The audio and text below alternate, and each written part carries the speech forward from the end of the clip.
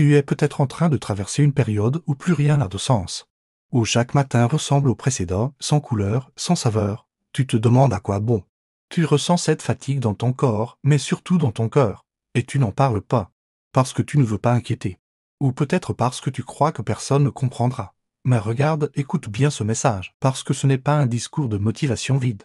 C'est une main tendue. Une voix qui te dit « Je te vois, je sais ». Et tu n'es pas seul. Tu n'es pas faible parce que tu as mal, tu es humain. Et parfois, c'est dans la douleur que naît ce qui est le plus vrai. Camille n'avait jamais rien demandé de spécial à la vie, juste un peu de paix. Elle avait grandi dans un foyer instable. Entre des cris et des silences qui faisaient plus mal encore, à l'école. Elle ne disait pas grand-chose. On pensait qu'elle était timide, mais en vrai. Elle se construisait un mur pour ne pas s'effondrer. À 18 ans, elle est partie avec un sac, quelques vêtements et un peu de courage. Elle croyait qu'en s'éloignant, la douleur disparaîtrait. Mais la douleur, elle ne vit pas dans un lieu, elle vit en soi, elle est restée. Et les années ont été dures.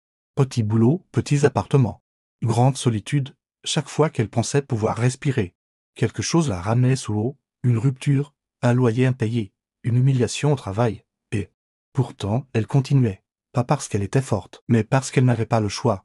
Parce que s'arrêter, c'était mourir. Elle écrivait.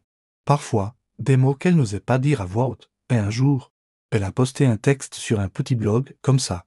Sans y croire. Quelques phrases sur ce qu'on ressent quand on est invisible. Et ce texte a touché quelqu'un. Puis une autre, puis des centaines. Les gens lui écrivaient. Lui disaient merci. Lui disaient, tu mets des mots sur ce que je vis. Camille a continué à écrire. Pas pour être connue, mais pour survivre. Et sans s'en rendre compte. Elle s'est reconstruite. Chaque mot posé était une pierre de plus pour sortir du trou. Aujourd'hui, elle vit de ses mots. Elle anime des ateliers d'écriture pour ceux qu'on n'écoute pas. Et tu sais quoi? Elle n'a jamais oublié d'où elle vient. Et c'est ce qui fait sa force. Alors toi, là, qui m'écoutes, qui as peut-être l'impression d'être au fond, de ne servir à rien, d'être de trop, je te jure, tu n'es pas fini. Ce n'est pas la fin de ton histoire, tu n'as pas idée de ce que tu portes en toi. Tu crois que tu es cassé, mais tu es juste en train de devenir. Ce qui fait mal aujourd'hui, ce sera peut-être demain ce qui sauvera quelqu'un d'autre. Tu as ce pouvoir, même si tu n'y crois pas encore, et si personne ne t'a jamais dit qu'il croit en toi. Alors laisse-moi être le premier. Tu es capable, et tu mérites mieux que juste survivre. Tu mérites de vivre vraiment.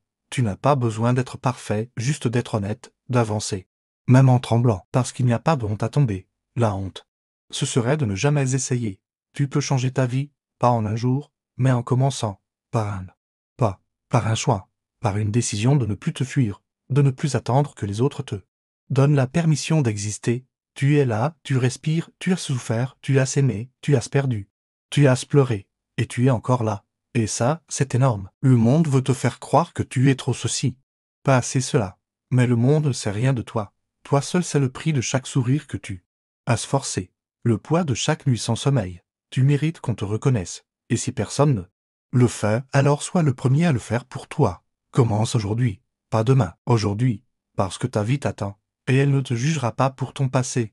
Elle te tend les bras juste là, devant toi. Tu n'as qu'à avancer, même lentement, même à genoux.